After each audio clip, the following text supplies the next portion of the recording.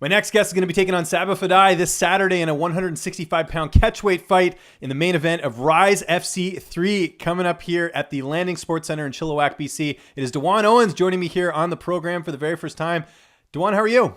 I'm feeling good, brother. Putting in work. You caught me like mid-workout, man. So getting this garage session in, then I'm going to go get some training in the gym. But I'm feeling good, man. I'm ready. Yeah, well, everyone's excited for this fight, man, and props to you for stepping up on short notice and taking it. You fought a lot of notable guys, Jordan Rinaldi, Marlon Chito Vera. You also fought former CES champions Louis Felix and Nate Andrews. How did this come together with a guy who fights in the U.S. Fighting on a card in Chilliwack, British Columbia? I think, these days they have a lot of different groups where promoters and fighters can, interact and ask them. I think someone sent me a message. Someone was asking about a fight opportunity for someone who had a passport and no record. So I think that was one of the biggest obstacles that they came in. They wanted an international fight, but that kind of notice and people having a passport. I think that put me in a position to jump right in. When did this journey start for you? How did you get involved in combat sports? Well, I used to be in the Marine Corps when I was young, man. I went in when I was 17, so that was around the time the Ultimate Fighter was coming out. So, my roommates and I, we used to watch Ultimate Fighter, and of course, we delusions and grandeur, right? We're like, oh man, I can do that. I would love to do that. And then, around the time my enlistment was up, I went, checked out a MMA gym, and then, the rest is history. I mean, obviously, there's a lot, involved, but that's the gist of it. When was that moment where you knew you wanted to do this not just as a hobby, but as a career? Probably after I won my first MMA fight, man. It's crazy because it's like for that moment, everything in your life is right, no matter what's going on. When you get your hand raised, I like, man, I got to do this shit again. I got to feel this again. And along with fighting, what else do you do for a living? What pays the bills for you right now? I teach chess. I run. I work at an MMA gym. I also teach self-defense. So a little bit of this, a little bit of that, man. That helps too because obviously with fighting, the schedule can be kind of crazy. You need something flexible. So having multiple revenue streams definitely, gives me the flexibility to do what I want to do. And I run a nonprofit also. So that keeps me motivated, keeps me on the grind. That's great. We'll plug that at the end for sure. Definitely want to do that. So you teach chess. How did this come together? Have you been playing it since you were a young kid? Yeah, man. I honestly, chess was a big part of my life at one point, man. I was very, very serious about it.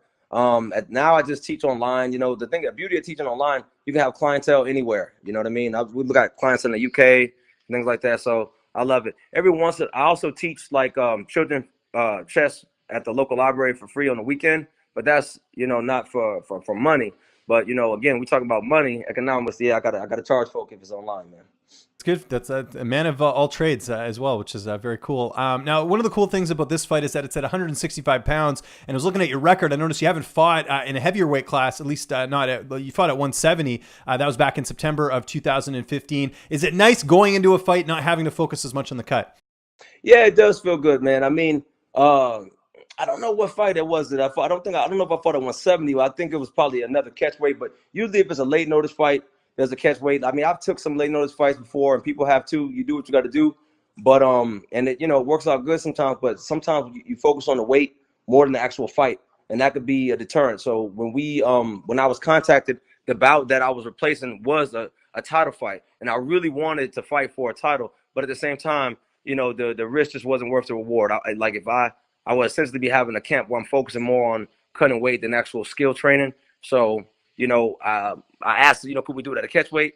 And then one wonderful thing about this organization that I like is that they have 10-pound gaps between each weight class. So they were like, no, we can actually have a 165 class. And Sabah was gracious enough to accept that. So it's all good. This would be closer to our walking around weight. What do you know about Sabah? How do you feel like you match up against him here? Yeah, I hadn't heard of him before the fight, but I mean, he looks, pretty good. Got a decent record, solid. He's been around, I mean, at this point, I fought internationally 4 times.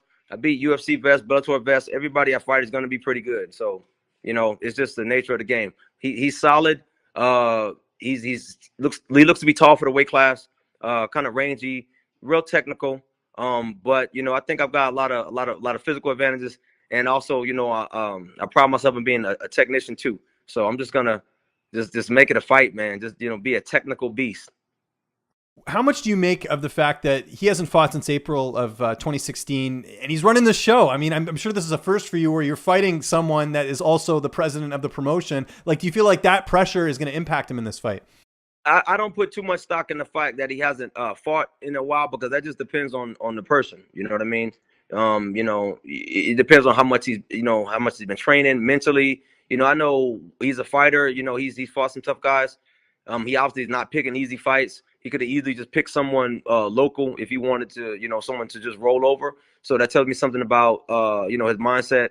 And but once, even if he is kind of flat initially or something, once the fight starts, he's a fighter, so his body's gonna do what it knows to do.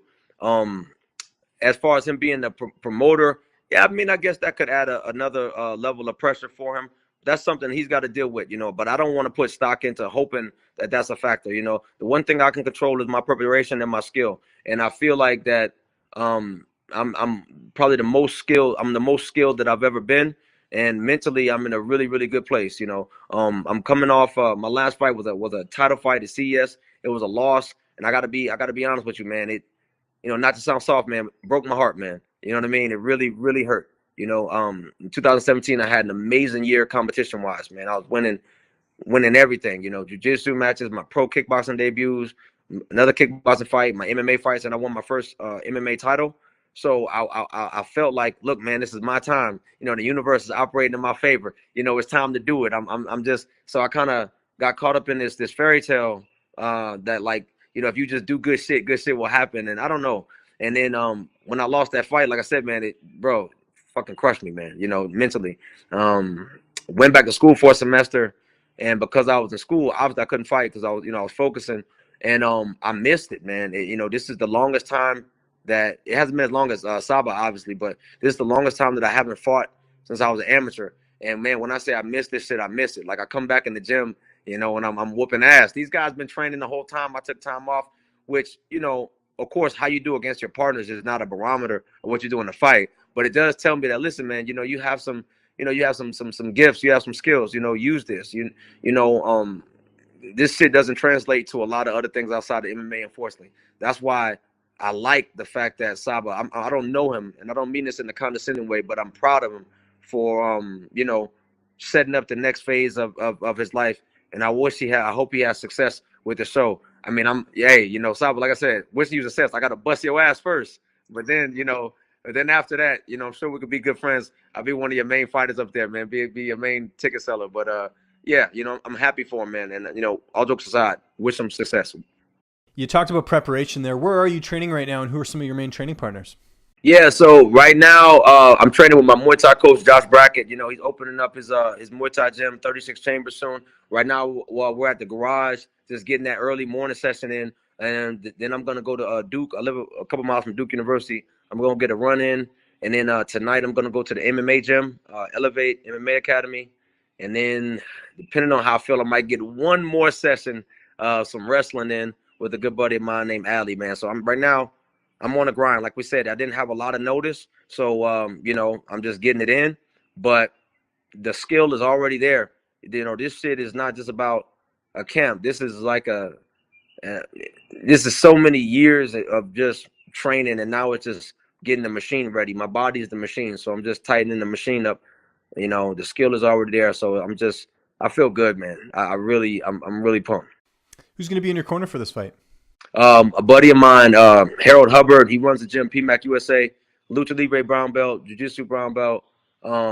Good grappler. He has got a boxing background too. My other buddy, Jeff Shaw, he runs a school, Bellingham Jiu-Jitsu.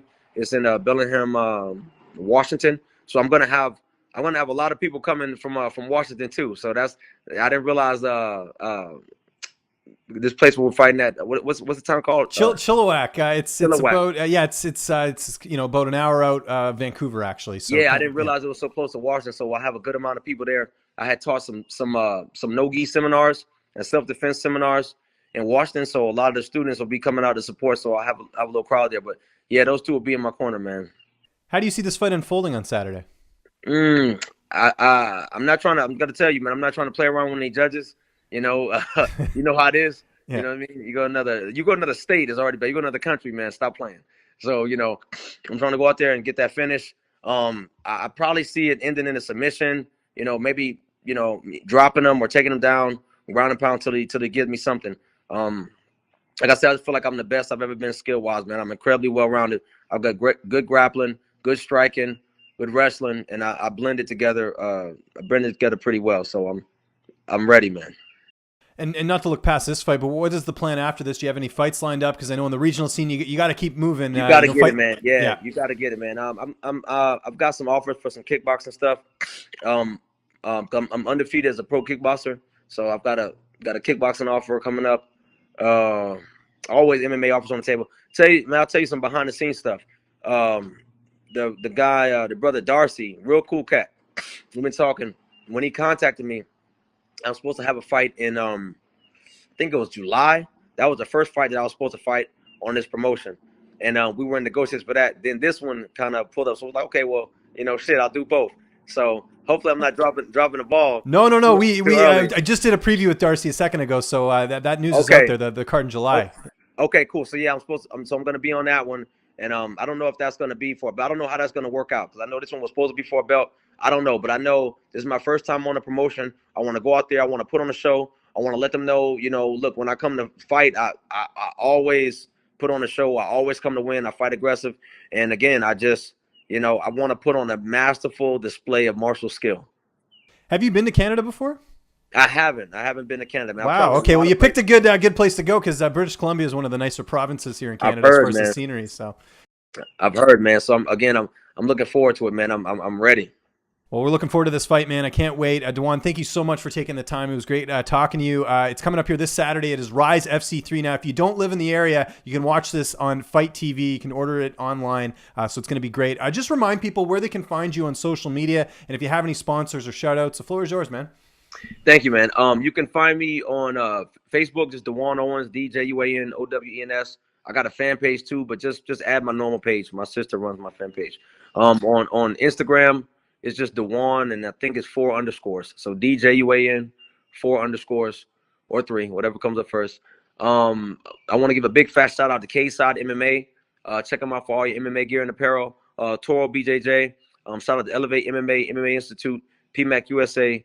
36 Chambers, Muay Thai. All my people, all my family. Y'all know who you are. If I miss anybody, stop it. Y'all already know I'm rocking with you, man. And also shout out to Fighting for Uganda. I told you it's a nonprofit where we go to different continents. Different countries in Africa, specifically mainly Uganda, and we teach self-defense to combat gender-based violence. It's something that's very important to me. So get familiar.